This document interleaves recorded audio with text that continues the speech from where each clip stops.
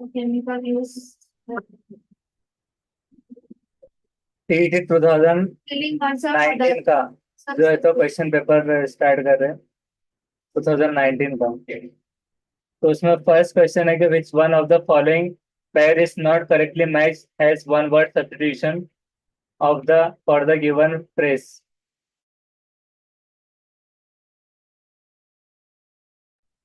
तो इसमें चार जो है तो पेयर्स दिए हुए हैं नाम और उसके मीनिंग के साथ या फिर उसकी डेफिनेशन। तब पहला है कि जेनोसाइड मर्डर ऑफ रेस, दूसरा है कि सोरोसाइड मर्डर ऑफ सिस्टर, तीसरा है कि यूरोक्सिसाइड मर्डर ऑफ ब्रदर, और चौथा है कि मैट्रिसाइड यानी मर्डर ऑफ मदर। तो अब इसमें बहुत सारों को ये लग सकता है कि गलत जोड़ी कौन सी है। तो कुछ लोग ऐसा लॉजिकली सोचेंगे कि वो सोचेंगे कि मैटरनल से मतलब मैट्रिसाइड मर्डर ऑफ मदर बराबर है, सोरोसाइड मदर ऑफ सिस्टर बराबर है। और ये भी हो सकता है शायद, लेकिन ये नहीं होगा ऐसा सोचेंगे सब कि रेस का कत्ल क्या है, मतलब कोई भी भागदौड़ वाली रेस ऐसे समझेंगे। लेकिन रेसिज्म या फिर रेस मतलब यहाँ पर ये जात के लिए जात पात। तो जात मतलब किसी जात का कत्ल कर देना, मतलब सफाया, जात खत्म कर देना, मतलब नस्ल या फिर कोई एक रेसिज्म यानी जात, कोई भी एक जात है उस जात को खत्म कर देना, तो जेनोसाइड ये सही है पैर। उसके बाद कुछ को ये लग सकता है एग्जाम में कि कोई अपने मदर का मर्डर क्यों करेगा, तो ये गलत हो सकता है, ऐसा कोई सोच सकता है। लेकिन उसकी डेफिनेशन के अकॉर्डिंग वो सही है। टोरो साइड भी सही है। और यूरोक्सिस साइड का मतलब होता है कि मर्डर ऑफ हस्बैंड, मतलब वाइफ के थ्रू मर्डर ऑफ हस्बैंड। तो जो कि मर्डर ऑफ ब्रदर लिखा हुआ है तो ये गलत है। तो इसका थर्ड रहेगा। इसको हम इससे भी क्रॉस चेक करते जाएंगे ये फाइनल आंसर की के हिसाब से।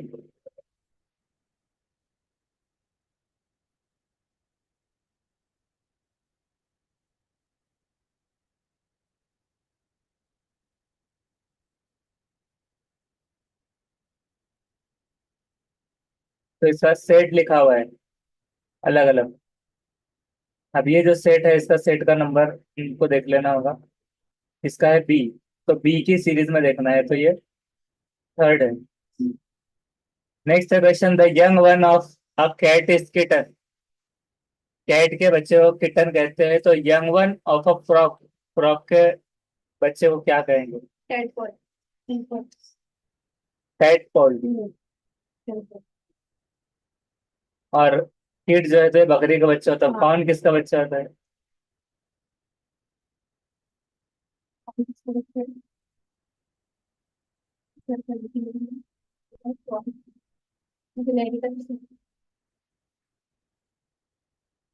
दोनों का मतलब बताना है, कौन और जो बाकी रिमेनिंग। हिरन। हाँ हिरन का कौन हिरन हाँ, और राइट ऐसा हरन का बच्चा कौन, और ये क्या है? साइग्नेट। इसको चेक कीजिए फिर, साइग्नेट किसका बच्चा?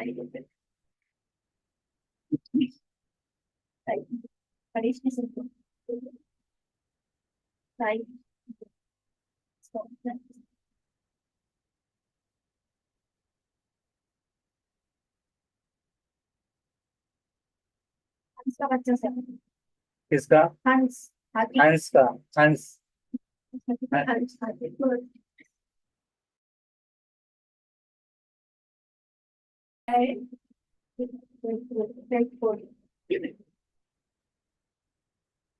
तब देखते हैं इसका आंसर। तो फोर्थ बराबर है, एट फोर। उसके बाद में the cry of dog is bark, के डॉग का अगर बार्क होगा भौंकना, तो the cry of an ape is called. अब यहाँ पर एप यानी क्या है? जो बंदर की नस्ल होती है एप। तो उसमें हुट, हु, गिब्बर, लो, इससे पहले हमने देखा था। अब इसमें से सबकी आवाज बताना है कि हुट किसकी है, हु किसकी है। गिब्बर, हुट उल्लू की, और को किसकी है? कोयल की। कोयल की है थर्ड बाकी बर्ड गिबर और लोग। गिबर सर मंकी की है। हाँ तो मंकी मतलब ये एप की हो रही है। मंकी या फिर क्या बोलते हैं और एप्स। हाँ हाँ सर, ऑप्शन सेकंड नीचे से गिबर। और उसके अलावा फर्स्ट जो है तो वो लोग। वो कैटल की, कैटल यानी सही जी।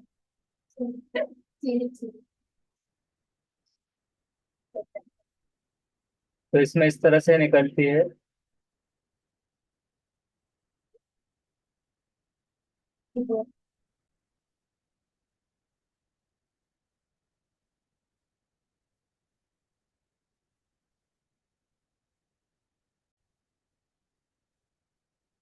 तो इसका है सेकंड गिबर, और सेकंड आंसर के हिसाब से भी सही है।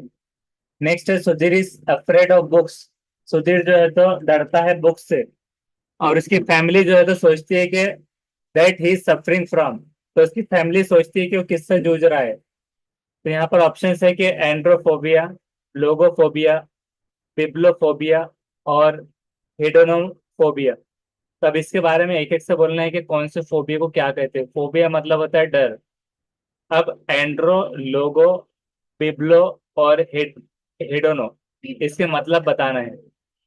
एंड्रो का है क्या, वो पुरुषों से डरना, मतलब मेल से डरना। लोगों क्या है? हम एक एक से देखते हैं। एंड्रोफोबिया। तो एंड्रोफोबिया क्या होता है? Androphobia is an intense and irrational fear of men that can interface with a person's daily life. कि मतलब डेली लाइफ में किसी का इंटरफेस होना, डरना, irrational fear. Type of specific phobia जो कि इंटेंस फियर है पर्टिकुलर ऑब्जेक्ट और सिचुएशन का। और जिसमें एंड्रोस का मतलब निकलता है मैन। एंग्जाइटी और फियर ऑफ मैन, मैन होता है इस तरह से। तो यहाँ पर देखिए इमेज हो रही है, इमेजेस में भी समझ में आएगा और थोड़ा सा।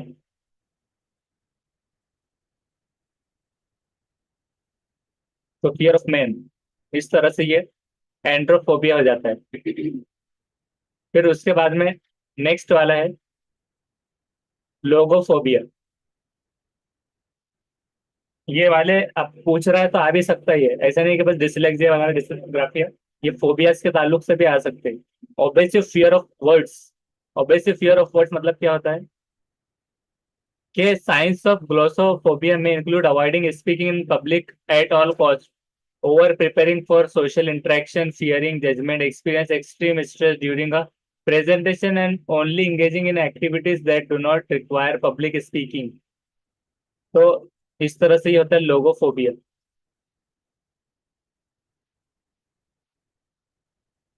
जिसको अगर हम उर्दू में देखते हैं उसकी डेफिनेशन।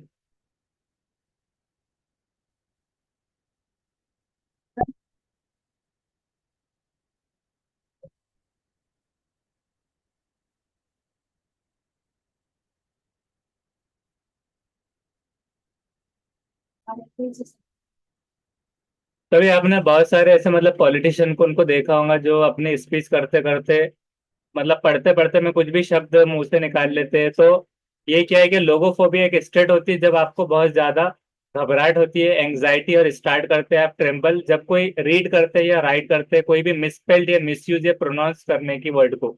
तो इसके डर को कहा जाएगा लोगोफोबिया, इस तरह से। और उसी तरह से थर्ड है बिब्लोफोबिया।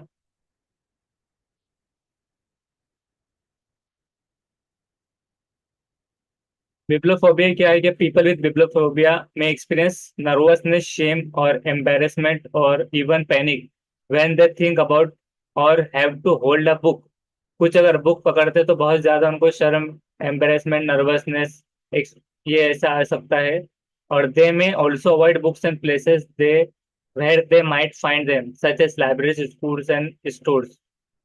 तो ये होता है कि इंटेंस फियर ऑफ बुक्स और रीडिंग, ये बुक पढ़ने में डर।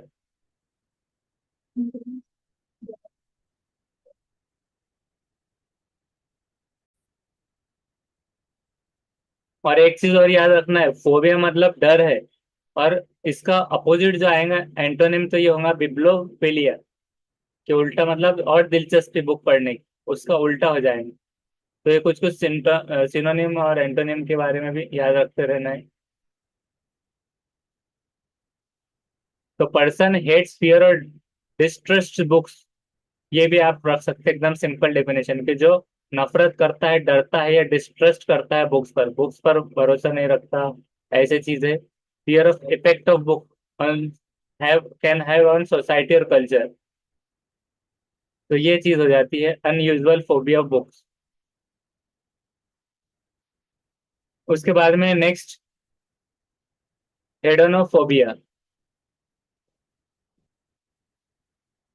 तो इसके बारे में देखते हैं।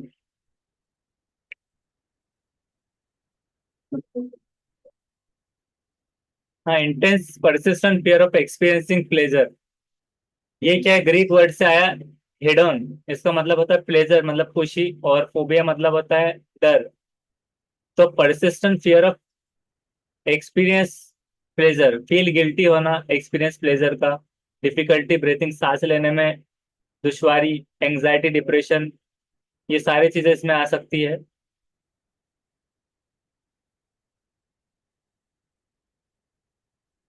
इसको और कैसे हम डिफाइन कर सकते हैं वो देखेंगे।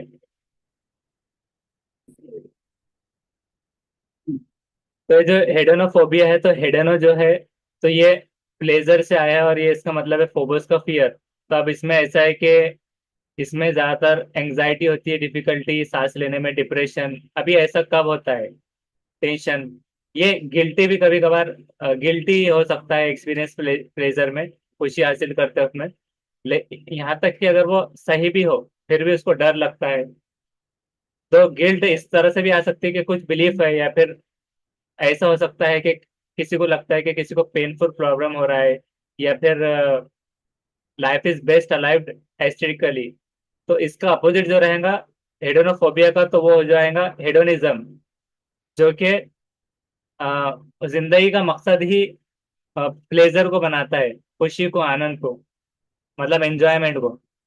अब इसकी एक एग्जांपल हम ये ले सकते हैं कि मतलब जो भी सर्कस वगैरह टाइप में या फिर कहीं पर मेले लगते हैं, तो उसके अंदर झूले होते हैं बड़े समझो।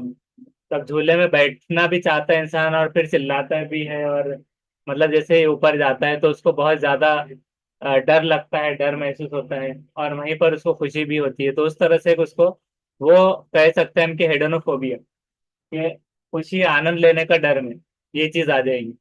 और इसी तरह से बहुत सारे सवालात आते हैं फोबिया पर, जैसे कि सीयूटी के अंदर आया था ये क्वेश्चन, जिसके अंदर ये था कि इसमें से बताना है कि फियर ऑफ वाटर क्या रहेगा। अब वाटर मतलब हाइड्रो, तो हाइड्रोफोबिया उसका जवाब था, हाइड्रोफोबिया ये पानी से डर।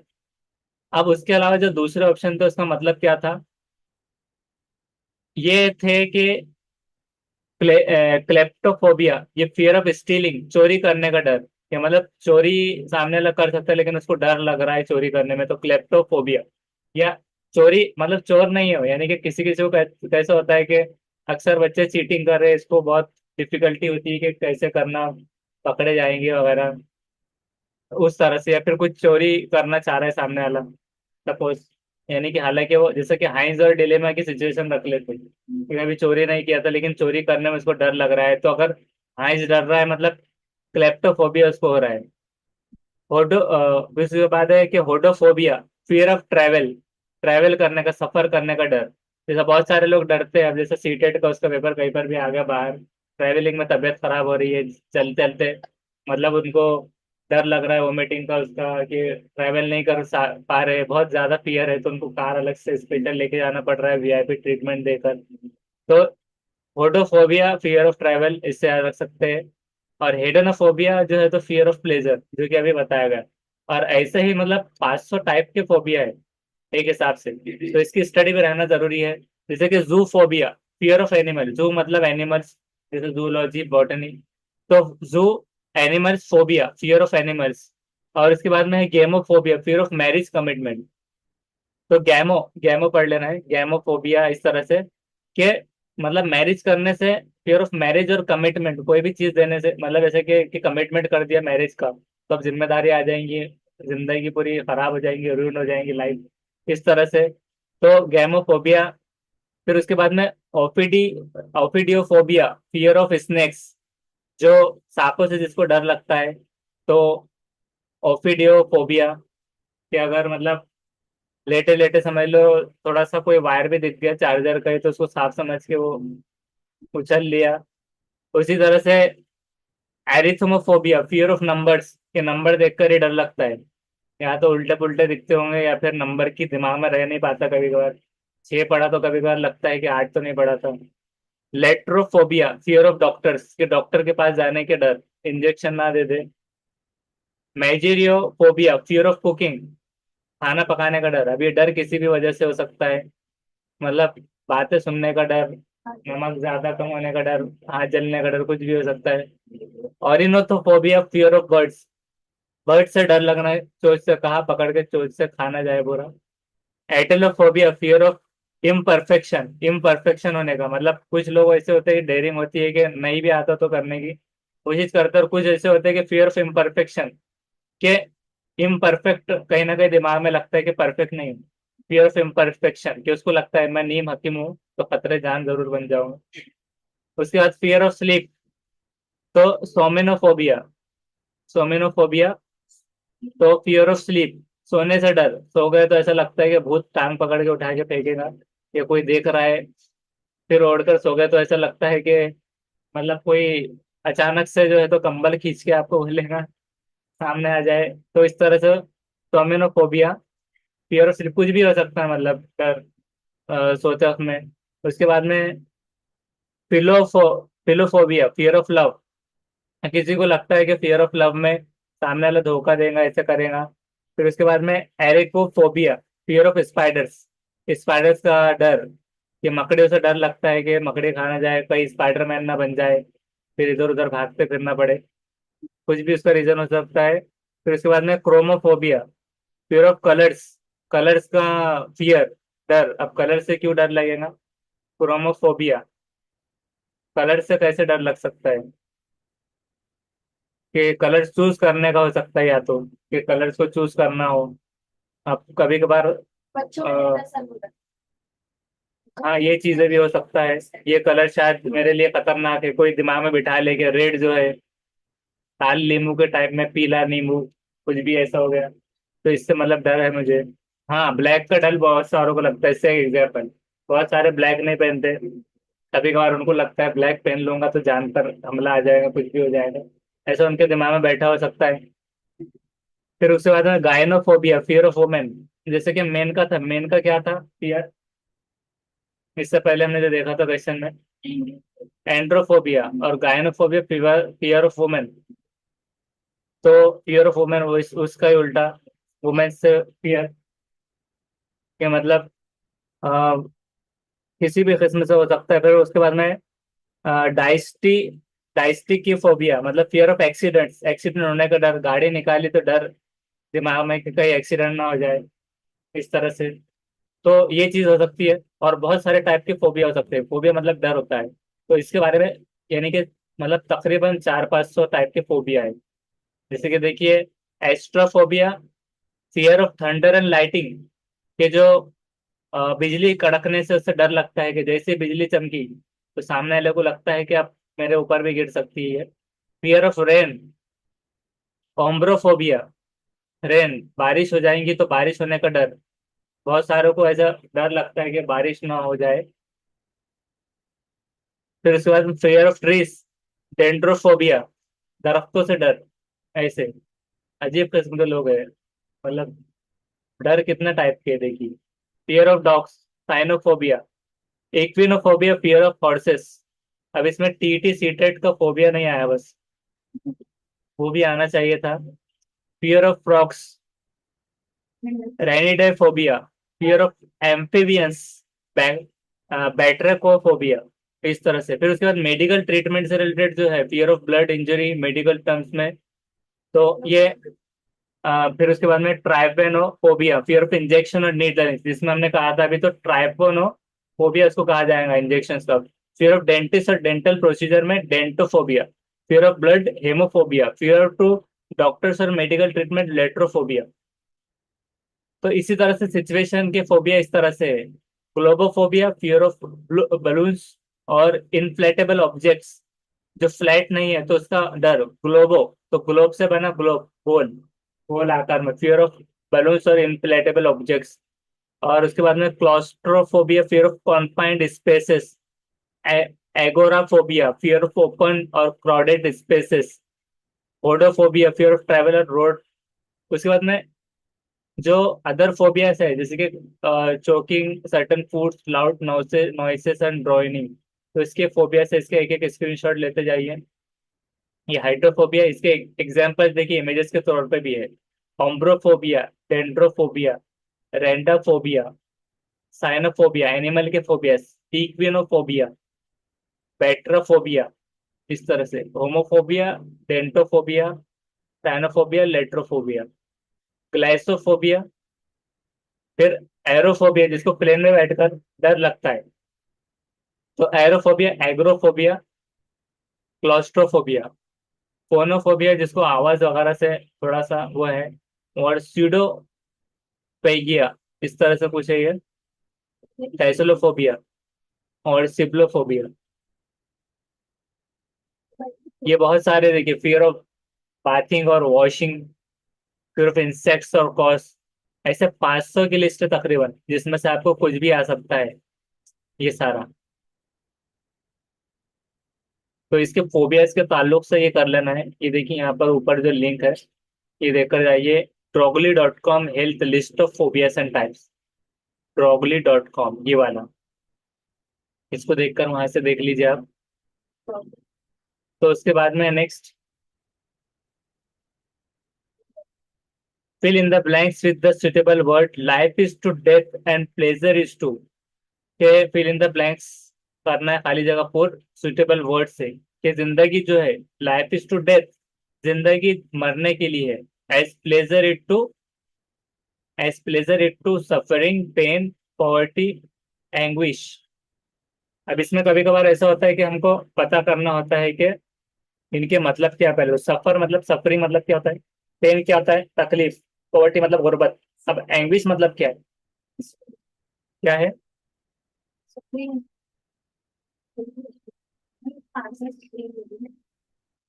तो एंग्विश मतलब है तकलीफ होगा।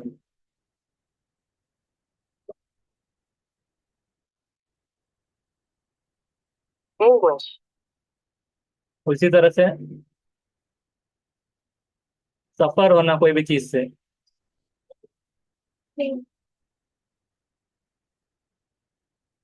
तो क्या हो जाएगा इसका? क्वेश्चन नंबर कौन सा है? हाँ, तो इसका जो है, तो पहले वाला जो था उसका थर्ड था, बिब्लोफोबिया, अफ्रेड ऑफ बुक्स, ये हो गया। और उसके बाद आप 35 का देखते हैं। इसका है second, pain. Life is to death as pleasure is to. तब हम देखते हैं, life is to death and pleasure is to. अब देखिए यहाँ पर जो है, तो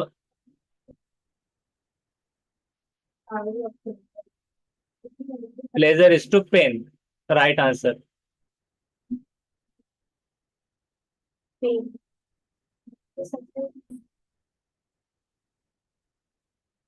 तो जब ये गुर्बत से है और सफरिंग, कोई भी चीज से जूझना, तो जूझना, सफरिंग फ्रॉम पॉवर्टी, ये भी हो जाएगा सफरिंग फ्रॉम डिसीज।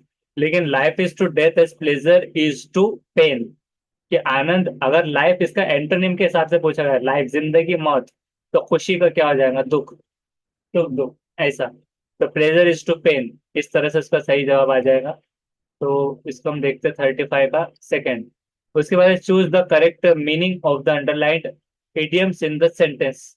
ये कहावतें और जरूर मिसाल जो आते हैं, इडियम्स एंड फ्रेजेस, तो उसमें से इडियम्स में से सेंटेंस का बताने के, we should guard against our green eyed friends, कि मतलब हमने गार्ड करना चाहिए किसके मुखालिफ में, या अगेंस्ट में हमारे ग्रीन आइड फ्रेंड्स। तो ग्रीन आइड का मतलब क्या है, कि रिच, जीलियस, हैंडसम, या फिर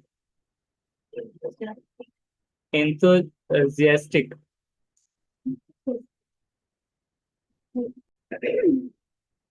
इंथुजियाज्म मतलब होता है कि जोश, और इंथुजियास्टिक मतलब पुरजोश। और फिर उसी के साथ पे हैंडसम मतलब जो होता है कि एक खूबसूरती तौर पे, और उसके बाद में रिच, रिच में मतलब होगा मालदार। तो क्या रहेगा? तो जेलस जो होता है, जेलस यानी कि हासिद जो होते हैं, हसद या फिर जलन वाले, हसद जलन।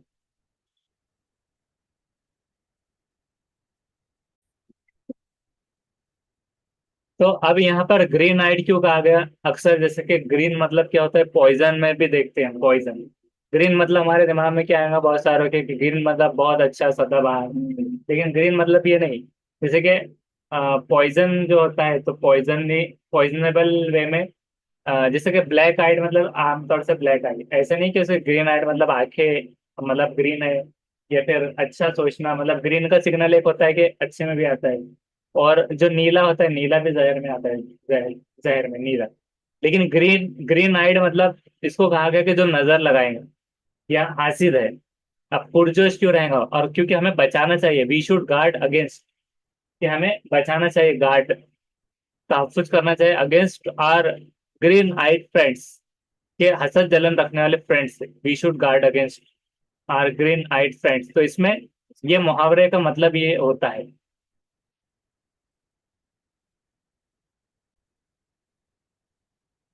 तो मतलब क्या हो रहा है, हमें हमारे दोस्तों से बचना चाहिए। मतलब ग्रीन आइड मतलब जो नजर लगाने वाले, नजर लगते हैं जैसा। तो उसका इडियम भी है। नेक्स्ट है, choose the most suitable verb phrase for the given sentence while giving evidence in the court she, मतलब एविडेंस पेश करते करते, एविडेंस मतलब क्या होता है, सबूत, सबूत देते वक्त में कोर्ट में, शी ब्रोक अप, टूट गई, broke down with, broke with या ब्रोक डाउन, कौन सा सही आएगा? तो इसमें से ये फिक्रे पर मौजूद है। कहावतें और जरबुल मिसाल जो होते हैं, तो उसमें से सही क्या सूट होता है क्या? तो इसके लिए आपको इडियम्स एंड फ्रेजेस को याद करके जाना है। तो उसका है राइट आंसर, ब्रोक डाउन, वो टूट गई। while giving evidence in the court she broke down। Broke up नहीं रहेगा, डाउन होना चाहिए। डाउन मतलब नीचे, जब टुकड़े होंगे तो नीचे गिरेंगे, ब्रोक अप नहीं हो जाएगा। ब्रोक डाउन विथ भी नहीं, ब्रोक विथ भी नहीं, साथ में। तो ब्रोक डाउन, आसान था ये, लेकिन उसके लिए मालूम होना जरूरी है। तो देखिए, broke down is right. Next है, select the combination of numbers so that letters arranged accordingly will form a meaningful word. ये जो है तो आपको सीईटी में भी आता है, TAIT में भी आता है। TAIT जो आने वाला है, तो उसके अंदर भी आएगा। तो अब ये कह रहा है कि सेलेक्ट करना combination of word so that letters arrange accordingly will form a meaningful word. अब देखिए, सॉल्व करने वाले ने यहाँ पर लिखा है कुछ।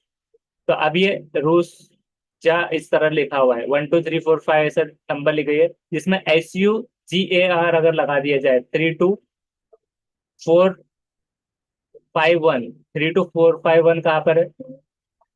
थर्ड में। तो उसका निकल रहा है शुगर। तो बहुत इंटरेस्टिंग ये इन्होंने दिए थे। तो थर्ड इज राइट आंसर। उसके बाद नेक्स्ट करते हैं, select the one which best expresses the given sentence in passive voice. इसमें से एक जो है तो लेना है टर्म, जिसमें से जो बिल्कुल सही पैसिव वॉइस बनाएगा। आई नो हर मतलब ये बिल्कुल ही एक्टिव वॉइस है। एक्टिव वॉइस मतलब क्या होता है, कि डायरेक्ट डायरेक्ट कह दिया गया। और पैसिव वॉइस मतलब बाय मी, ऐसे आ जाता है। तो आई नो हर, मैं उससे जानता हूँ। She is known by me, she was known by me. वो वॉज आ रहा है, देखिए, एक में, और दो में इज आ रहा है। She is known to me, वो मुझे पता है। She is known to me, वो मुझको पता है। She was known by me, वो मेरे जरिए जाने जाती है। She was known to me, वो मुझको जानी जाती है। She is known by me, वो मेरे जरिए जाने जाती है। तो क्या रहेगा 39? तो उसका है fourth, she is known to me. अब अक्सर हम देखते हैं कि बाय मी, बाय करने में तो मेरे जरिए में नहीं आते हुए में क्या आ जाएगा, known to me. She is known to me, वो मुझे पता है, ऐसा हो जाएगा। आई नो हर, मैं उसे जानता हूँ और वो मुझे पता है, ऐसे। तो मतलब मीनिंगफुलनेस भी होना चाहिए। शी इज नोन बाय मी, मेरे जरिए जानी गई, ये हो गया था पहले का। शी वॉज नोन, तो जाने गई थी। और नोन टू मी, तो वॉज के वजह से कंफ्यूज किया गया 3 और 4 में, जिसमें इज आना चाहिए। और वो she is known to me, वो मुझे पता है, तो मतलब है। आई नो हर, मैं जानता हूँ, तो अभी की बात हो रही। I know her, she is known to me. इस तरह से तो एक्टिव पैसिव पर भी बहुत ज्यादा मेहनत की जरूरत है। नेक्स्ट है, choose the word one which best expresses the following sentence in indirect speech. अब डायरेक्ट स्पीच होती है और एक होती है इनडायरेक्ट स्पीच। तो अब क्या करना है आपको, इनडायरेक्ट स्पीच में क्या लगता है, दैट आता है, ये हमने देखा था अक्सर। तो अब हम देखते हैं कि क्या इसमें फिट होगा, और इसमें देखिए एक ही जगह पर दैट आ रहा है। पहले हम पढ़ते हैं इनडायरेक्ट स्पीच का direct. He said to her, तो ही सेड टू हर, उसने उससे कहा, उस लड़की से, her. Are you coming to the party, क्या तुम पार्टी में आ रही हो। तो अब पहला है कि he told her if she was coming to the party. He told her, उसने उसे कहा अगर वो पार्टी में आ रही है तो। He asked her whether she was coming to the party or not. Or not तो आया नहीं कि क्या आ रही है, नहीं पूछने के लिए। She asked her whether she was coming to the party, she was. और he asked her that if she was coming to the party. अब दैट तो आया, लेकिन थोड़ा सा सूट नहीं कर रहा है। That, she asked her that if she was coming to the party, अगर वो आ रही है तो। He asked her if she will be coming to the party. She, he asked her if she. तो हम इसका देखते, तो इसका है सेकंड, क्योंकि थर्ड में इफ शी वॉज कमिंग ये थोड़ा सा ऑड हो रहा था, तो ये नहीं आएगा अब। और ही आस्क्ड हर वेदर, तो ये होना चाहिए, whether or not. He asked her whether she was coming to the party or not. Or not नहीं भी आया तो आ रही है नहीं, ही आस्क्ड हर, तो थोड़ा सूट हो रहा है। तो क्या है कि दैट तो आ रहा था, लेकिन उसमें सूट नहीं हो रहा था। ही asked her that if she, मतलब थोड़ा सा यहाँ पर थोड़ा सा डगमगा रहा था सेंटेंस। दैट इफ शी, ऐसा। दैट वॉज शी, इस तरह कुछ तो भी। तो इफ ये थोड़ा सा अगर वो, तो इफ ना आते हुए में देखिए तीनों में था तो वेदर। तो अब याद रखिए कि इनडायरेक्ट स्पीच जब बना रहे तो वेदर का इस्तेमाल आप कर सकते हैं इसमें, और दैट ना आए भी तो चलेगा। उसके बाद है fill in the blanks with the most suitable alternative, और इसमें भी बहुत जरूरत है indirect, direct, passive, active voice की idiom phrases. Fill in the blank with the most suitable alternative to make the sentence logical in sense. Pranesh told her that dash her very well. तो प्रणेश ने उससे कहा कि an understanding her very well, understand her very well, he understand her. तो he an understanding ये थोड़ा गलत हो रहा है। ही अंडरस्टैंड हर, उससे अच्छे से समझता है। अंडरस्टूड यानी समझ गया। ही टोल्ड हर दैट, मैं अच्छे से समझ गया। वॉज अंडरस्टैंडिंग, तो कौन सा रहेगा, तो उसका है थर्ड, अंडरस्टूड, समझ चुका। परनेश टोल्ड हर, क्योंकि कह दिया तो यहाँ टोल्ड था इशारा।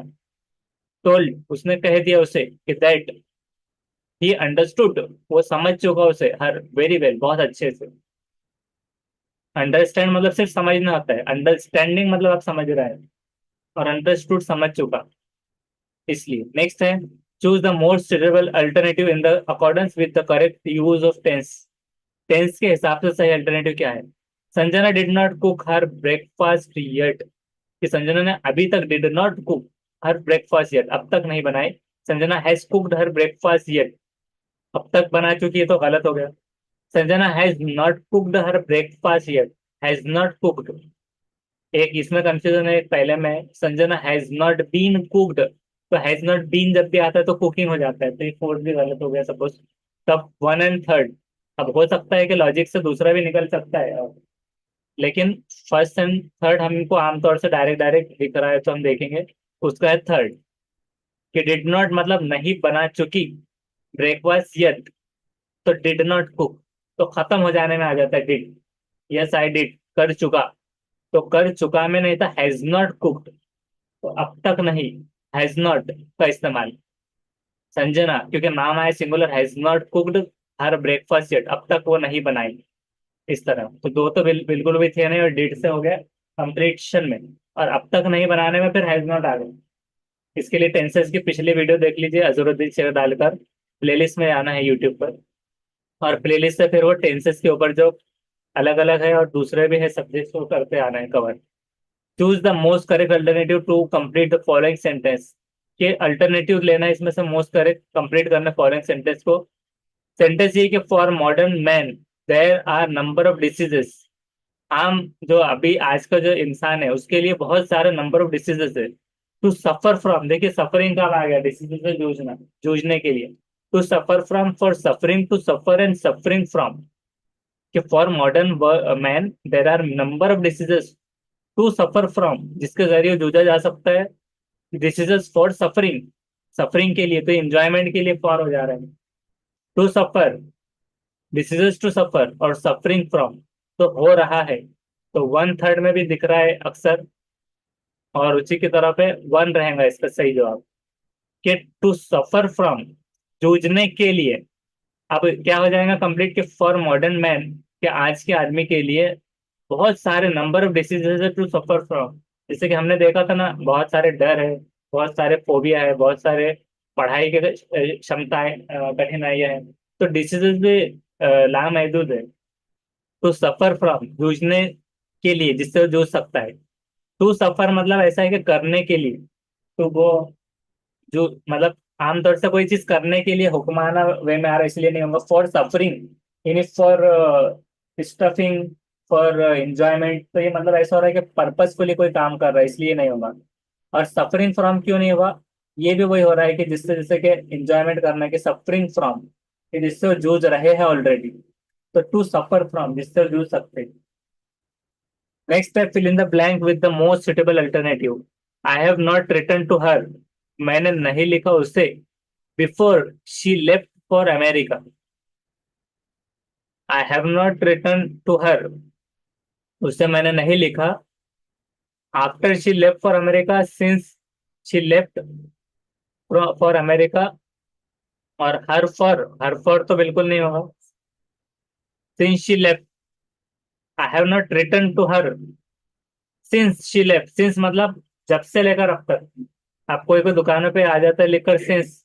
सिंस मतलब कब से चालू है, जैसे कि कोई लिख दिया, जैसे मैजेस्टिक कंप्यूटर लिख दिया कि 2007 वगैरह ऐसे लिख दिया गया, तो उसका मतलब रहेगा कि 2007 से चालू है सिंस। अब कुछ कुछ को समझ में नहीं आता, दुकान खोलता है 24 में लिख देता है सिंस 2024 उसी दिन। तो सिंस मतलब 24 से है, उसको लगता है कि सिंस शायद लिखते हैं बहुत अच्छा है। सिंस मतलब जब से, कि जब से उसने अमेरिका छोड़ दिया, जब से नहीं लिखा। आफ्टर शी लेफ्ट, के नहीं लिखा आफ्टर शी लेफ्ट, ये थोड़ा फिट नहीं हो रहा। बिफोर शी लेफ्ट, कि लिखने छोड़ने से पहले नहीं लिखा, तो सिंस ज्यादा जुड़ रहा है, तो हम देखते हैं फिर भी। तो उसका थर्ड बिल्कुल सही है सिंस। मतलब अब सबको इंग्लिश आ रही है थोड़ी थोड़ी। नेक्स्ट है fill in the blank with the most suitable preposition. Position जो बताए वो प्रीपोजिशन हो जाएगा, जिसको क्या करते हैं उर्फ चार कहते हैं। उसके बाद डोंट साइड, साइड मत लो। विथ दोस्त, उनकी, who act contrary to national interest, ये थोड़ा जुड़ा। डोंट साइड बाय दोस्त, उनकी तरफ से। कॉन्ट्ररी टू, टू तो आ गया। डोंट साइड विथ दोस्त, उनकी तरफ से। विथ, इसमें विथ आया लेकिन contrary by national interest. With और विथ दोनों में विथ विथ। साइड विथ दोस्त who act contrary with national, तो विथ विथ तो थोड़ा सूट नहीं होगा। With to, with by to में से क्या होगा प्रीपोजिशन सही। तो 45 का हम देखते हैं फर्स्ट सही है, कि डोंट साइड विथ, उनकी तरफ से, तो विथ वाला सही हो गया। तो मतलब पहले का विथ और दूसरे, तीसरे नहीं, तीसरे और चौथे का विथ। पहले वाला विथ सही है लेकिन दूसरी जोड़ी गलत है, लेकिन दूसरी जोड़ी क्या थी, टू वाली। तो डोंट साइड विथ दोस्त, उन तरफ से, लेकिन बाय नहीं आएगा, बाय दोस्त नहीं आएगा। विथ दोस्त, उनके साथ। दे दोस्त, वो सब। विथ दोस्त हु एक्ट कॉन्ट्ररी। अब नेशनल इंटरेस्ट, नेशनल को क्या लगाएंगे, टू। तो टू पहले में भी सही था, दूसरे के दूसरे में सही था टू। लेकिन बाय नेशनल इंटरेस्ट, तो उनके जरिए नहीं, विद भी नहीं, नेशनल इंटरेस्ट के साथ, तो टू। तब क्या हो जाएगा, डोंट साइड विद दोस्त who act contrary to national interest, ये सही प्रीपोजिशन है। उसके बाद फिल। अब प्रीपोजिशन वगैरह पार्ट्स ऑफ स्पीच पर भी बहुत ज्यादा तवज्जो देना है आपको। नाउन्स के टाइप्स वगैरह इसके ऊपर भी लिखा हुआ है। पार्ट्स ऑफ स्पीचेस के ऊपर एक प्लेलिस्ट है जरूरत चाहिए लेकर, प्लेलिस्ट में से वो देख लेना है पूरा अच्छे से। नेक्स्ट है find out which part of the sentence has an error. अभी स्पॉटिंग एरर के ऊपर है। स्पॉटिंग एरर बहुत इंपॉर्टेंट है, बीएड की सीईटी वालों को भी आता है ये, और हर तरह से जितने भी इंटेलिजेंस टेस्ट होते हैं स्पॉटिंग एरर बहुत यूजफुल होता है, यहाँ तक के टीएआईटी में भी स्पॉटिंग एरर वगैरह का आ जाता है। तो उसके लिए क्या है, इस पर भी बहुत ज्यादा गिरफ्त होनी जरूरी है, इसमें अक्सर फेल हो जाते हैं, मतलब उनको नहीं आ पाते स्पॉटिंग एरर। अब देखिए स्टेटमेंट क्या है कि your statement that you find this bag is in the street will not be trusted. तब इसमें से कुछ एक जगह पे गड़बड़ है। योर स्टेटमेंट इज दैट होना चाहिए था शायद, योर स्टेटमेंट वॉज दैट होना चाहिए था, कि था, ना इज लगा है ना वॉज लगा है। तो हो सकता है कि ए में एरर हो। You find this bag, you find this bag, तुम्हें बैग मिला, सही दिख रहा है।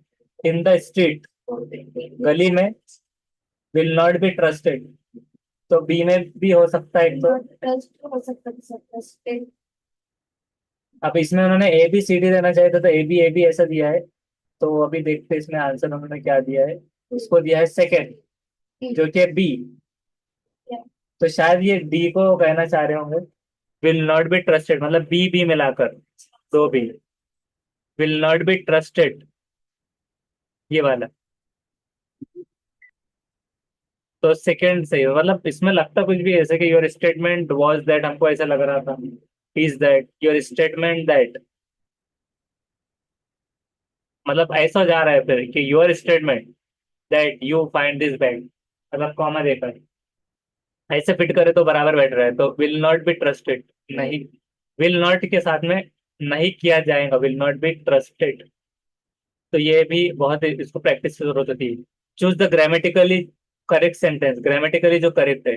The team is confident to win the match, team is confident to, क्यों ने कॉन्फिडेंट है, कॉन्फिडेंस है विन करने का match. The team is confident of winning the match, जीतने का। The team is confident of win, और कॉन्फिडेंट ऑफ विन तो नहीं आएगा बिल्कुल third. The team is confident for winning the match, तो confident is for winning the match, एक तो फोर्थ हो सकता है, पहला भी हो सकता, होने में आ सकता है, वो तो दूसरा है, दोनों भी नहीं। The team is confident of winning, तो ऑफ विनिंग टू, मतलब जीत के लिए, कॉन्फिडेंट टू विन मतलब जीत के लिए, कॉन्फिडेंट ऑफ विनिंग, तो विनिंग विनिंग इसमें भी था। फॉर विनिंग, जीतने के लिए, तो जीतने का सही बैठ रहा है। The team is confident of winning the match, इस तरह तो वो दिखता नहीं, ऐसा दिमाग में आता है, ये सही रहेगा। इसके ऊपर बहुत ज्यादा एक्यूरेसी लगती है। ये फॉर आने से गलत हुआ, सिर्फ ऑफ आना चाहिए था। कॉन्फिडेंट फॉर विनिंग, मतलब जीतने के लिए कॉन्फिडेंट थी, और जीत का कॉन्फिडेंस था, ये दोनों डिफरेंट। जीत का कॉन्फिडेंस, जीतने के लिए कॉन्फिडेंस चाहिए, तो वो ऐसा लग रहा है कि दुकान पे आके बोलेंगे 1 किलो कॉन्फिडेंस दो भाई, तो जीत का कॉन्फिडेंस था। नेक्स्ट है choose the word nearest in the meaning to the underline part. Word जो नियरेस्ट मीनिंग में है अंडरलाइन पार्ट में, he is quite parsimonious by nature. तो पैर्सिमोनियस क्या होता है, पहले तो उसका प्रोनाउंसिएशन, पैर्सिमोनियस क्या होता है। Parsimonious. Very unwilling to spend money or use resources, even Perry Joe paid for drinks all round। इसको देखते हैं हिंदी में, किफायती, थोड़ा, जितने चादर उतने पैर फैलाना, ऐसा भी कह सकते हैं। हमदर्द में भी आ रहा है इसका, किफायत शार, मतलब किफायत शार होना, कि मतलब जहाँ जरूरत है वहीं पर पैसा खर्च करना, ऐसे हो रहा है वो। हाँ, जिसकी जरूरत है उतने ही।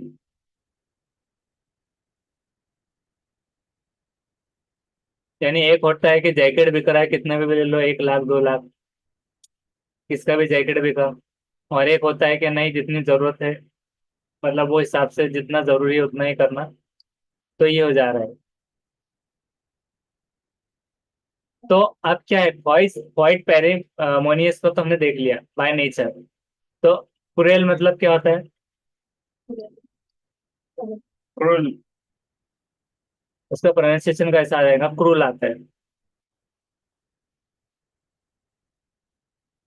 कॉजिंग फिजिकल और मेंटल पेन और suffering to somebody something. I think it's cruel to keep animals in cage. I think it's cruel to keep animals in cages. मतलब कि मुझे लगता है कि ये क्या है, क्रूल है एनिमल्स को केजेस में रखना, मतलब उनको पीड़ा देने वाला है, राइट। Cruel. क्रूल, हाँ। मेरे को नहीं। नहीं, मतलब उसको होता है तकलीफ देने में, सपोज जालिमाना, संग दिल, तो ये क्रूल हो जाता है।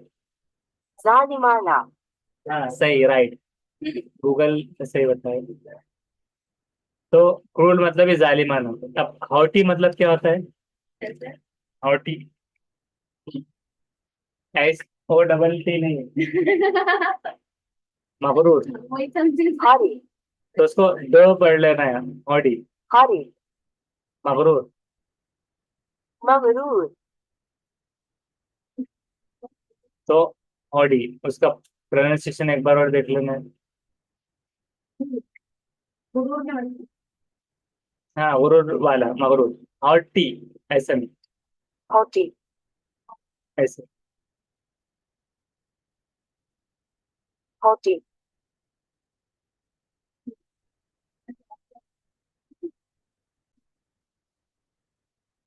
तो उसका नेक्स्ट क्या है, प्रोडिगल, मतलब ये हो जाएगा अजनबी। Prodigal. प्रोडिगल में फजूल खर्च में भी आ जाता है, कभी कभार मुसर्रिफ में भी आ जाता है, सर्व करना। तो प्रोडिगल अजनबी में आता है, और मुसल्लिफ फजूल खर्च, मतलब अब हमने देखा था किफायत शार, तो फजूल खर्च इसमें आ रहा है। और इसका मतलब हमने क्या देखा, हॉटी, हॉटी का मतलब गुरु मगरूर, गुरूर वाला, और क्रूएल मतलब जालिमाना। और उसके बाद में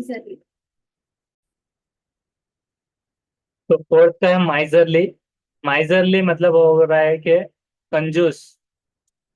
तो कंजूस में, या फिर जो किफायत शार है तो उसको कहते हैं ऊपर लेके जाएंगे कि पैसे कब खर्चा कर रहे हैं।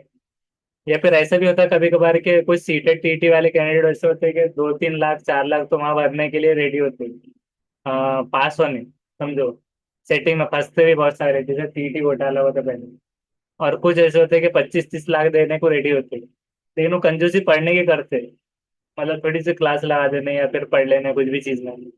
तो पैरिजमोनिस मतलब एक तो जो है किफायत शार या फिर लिमिटेड जगह पे रखने वाला, लेकिन जिसकी जो वैल्यूएशन है, अब जैसे कि ऐसा है कि मतलब टीटी फॉर्म बहुत बारीकी से भरना है, गड़बड़ में कैसे भी भर दिया पैसे बचाने, एक वो चीज हो गई। तो एक उसमें क्या हो गया, माइजरली, एक कंजूसी आ गई। तो by nature quite parsimonious by nature, कि वो बहुत ज्यादा क्या है, पैराजिमोनियस है नेचर से, मतलब कुदरती तौर पे क्या है, माइजरली, कंजूस। और प्रोडिगल मतलब क्या था, उसका उल्टा था क्या, प्रोडिगल का मतलब क्या था, बेफुजुल खर्च करने वाला, फुजुल खर्ची को प्रोडिगल। और हॉटी मतलब मगरूर। क्रूएल मतलब, क्रूल कहे जाएंगे उसको, क्रूल मतलब गुरूर, जालिमाना, इस तरह।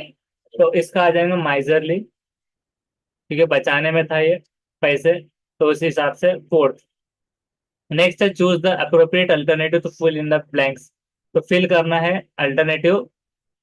द प्लेयर्स रेमोन्स्ट्रेटेड दैश, हाँ एक और उसके ऊपर है, राइट।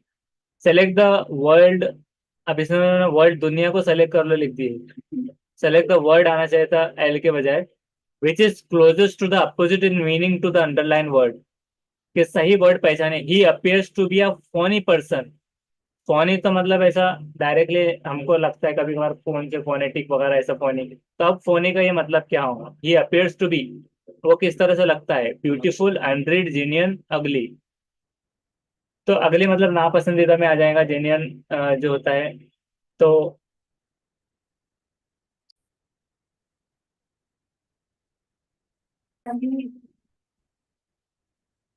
अब इसमें है कि he appears to a phony person. Phony मतलब नकली, जाली लगता है, वो जाली नोट जैसी होती है, जाली करेंसी, तो वैसे जाली फोनी पर्सन, तो वहां पर साउंडिक वे में नहीं है, इतना है कि फोनी पर्सन यानी कि जाली दिखता है, ये जाली मतलब ऐसे जाली इंस्पेक्टर, नकली इंस्पेक्टर, ऐसा कोई भी, he appears to be a funny person.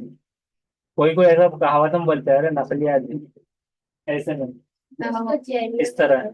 अब ब्यूटीफुल क्या, वो खूबसूरत है, अनरीड क्या अनपढ़ दिखता है, या फिर जेन्युइन, जेन्युइन मतलब हकीकी,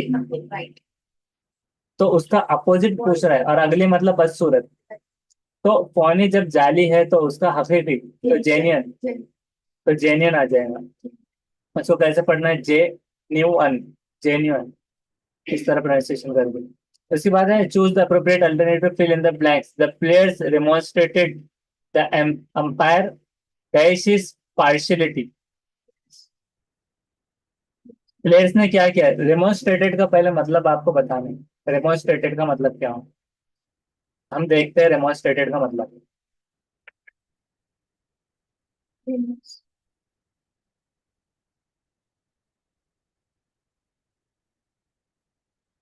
दोबारा मुजाहरा करना, जैसे एक डेमोन्स्ट्रेशन होता है तो क्या मतलब होता है, मुजाहरा करना, पेशकश।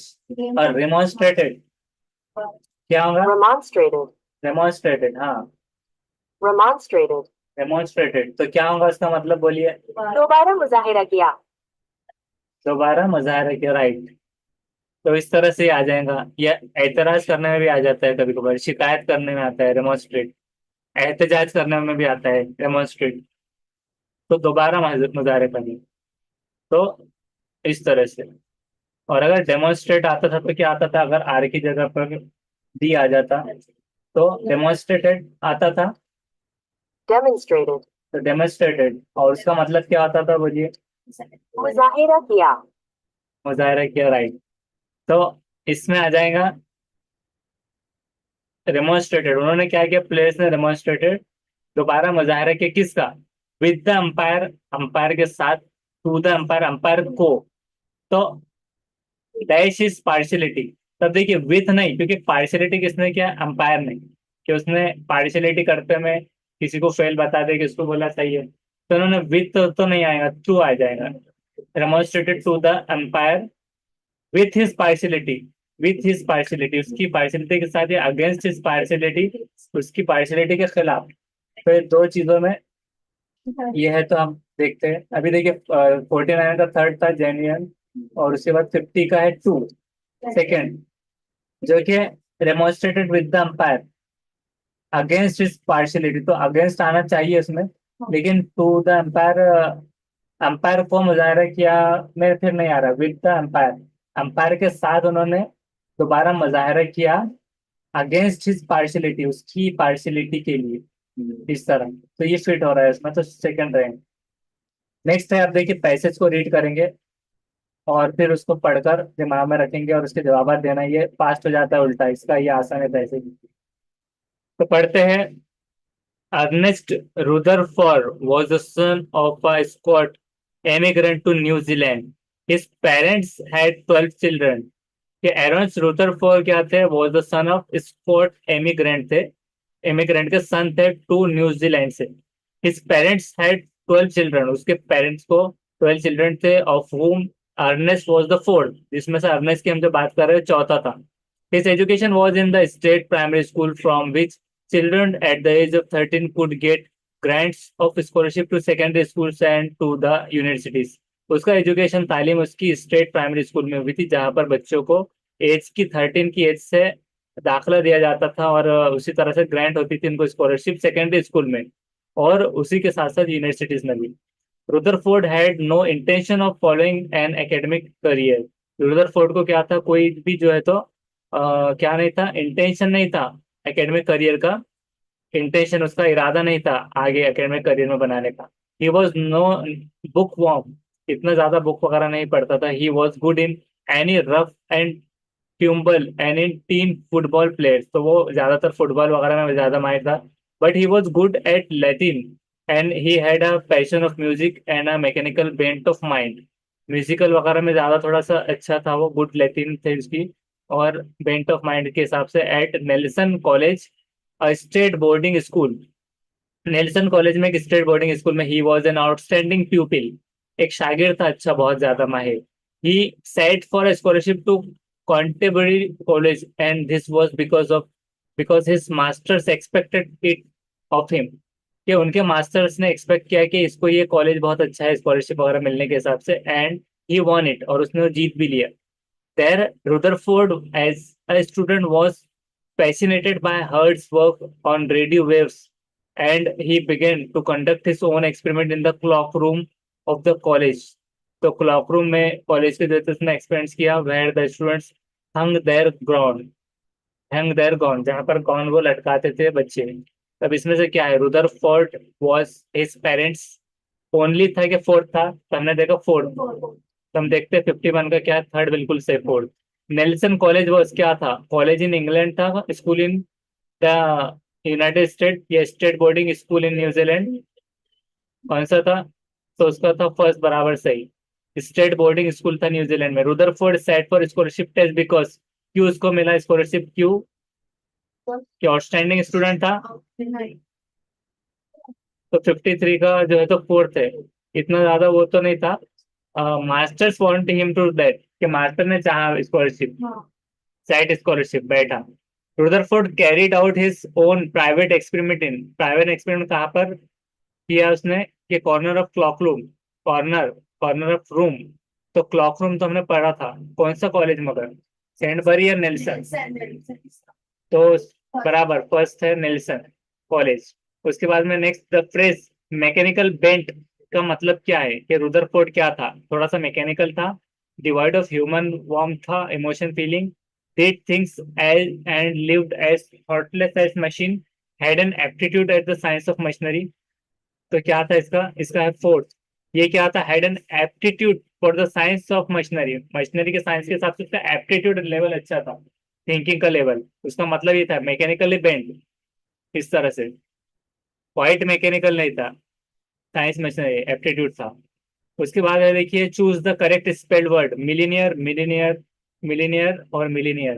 तो इसमें से क्या सही है, मिलीनियर का क्या सही निकलता है, तो क्या निकलता है,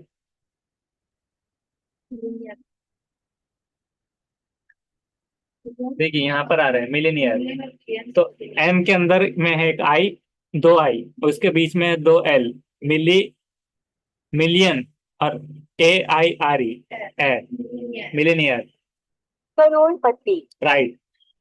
तो देखिए यहाँ पर एक आई नहीं आया था, मिली, और उसके बाद में मिलियन एर, मिलियन एर. हाँ यहाँ पर आई नहीं आया फोर्थ में, ये थर्ड में आई. तब देखते हैं 56 का थर्ड सही. उसके बाद में next, choose the misspelled word. Misspelled word क्या है, करियर, कैरियर, जोडियक और सर्जेंट, सर्जेंट, तो कौन सा रहेगा, 57 का है फोर्थ. सर्जेंट की इससे स्पेलिंग नहीं आती, सर्जेंट कहना चाह रहे थे, सर्जन, सर्जन जो कहते हैं, सर्जन सर्जरी करता है, SUR वाला. जोडियक का मतलब क्या होता है, जोडियक रकम, Zodiac. जोडियक, हाँ रकम. राइट, तो रकम आ जाएंगी. और कैरियर मतलब ले जाने वाला, गुड्स कैरियर, कैरियर तो ये गाड़ी का कैरियर होता है. और ये बच्चे को क्या लगा कि करियर, कैरियर में कुछ कंफ्यूज था, उसने करियर कर दिया. तो करियर तो ये लाइफ का करियर है. और सर्जन, सर्जन होता है, सर्जेंट नहीं होता.